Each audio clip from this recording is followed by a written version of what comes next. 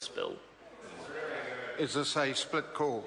Indeed, a split call. 5 minutes. Sue Moroney. Thank you, Mr Speaker. I would like to say, I normally start off my speeches by saying it's a pleasure to rise and speak, but quite frankly, I'm getting tired of rising and speaking to these bills that have absolutely no vision for a better future and a brighter future for this country.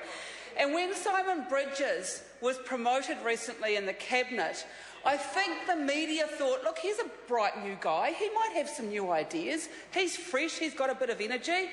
Well, sadly, here he is, bringing back the same old tired rubbish back to this House that the National Party have been trotting out for decade after decade after decade. No shiny, bushy, energetic new thinking from that side, but just the tired old wage-cutting regime that the national government has rolled out for decades now. So they have not learnt a thing. And once they used to be ambitious for New Zealand, do people remember that? We haven't heard it for a while.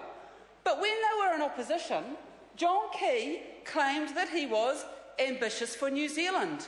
I noticed that as soon as he got into government, he stopped saying that. And here's the reason why.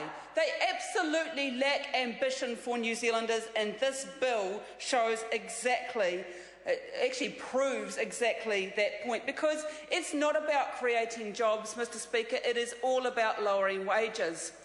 And I listened to a very good speech from my colleague Andrew Little earlier, where he outlined exactly why, of course, it doesn't create jobs.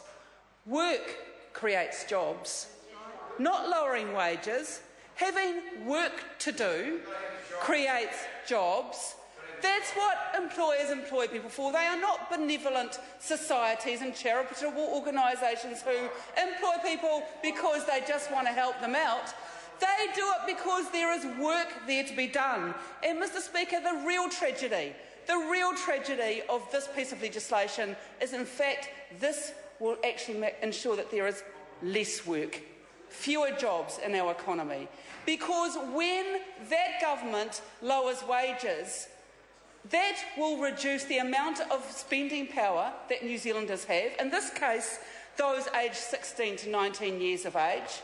But if anyone listening to this debate thinks it stops here, think again. They are coming after you next. They're coming after other New Zealanders after they've lowered the wages of 16 to 19-year-olds.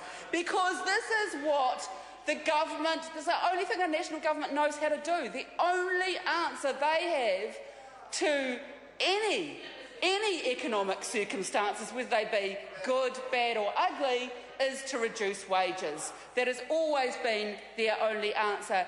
And, Mr Speaker, when wages are reduced in New Zealand, that reduces spending in our economy. And when spending reduces in our economy, guess what? More jobs go. Jobs are lost through ill-thought-through pieces of legislation like this, Mr Speaker. They certainly are not created.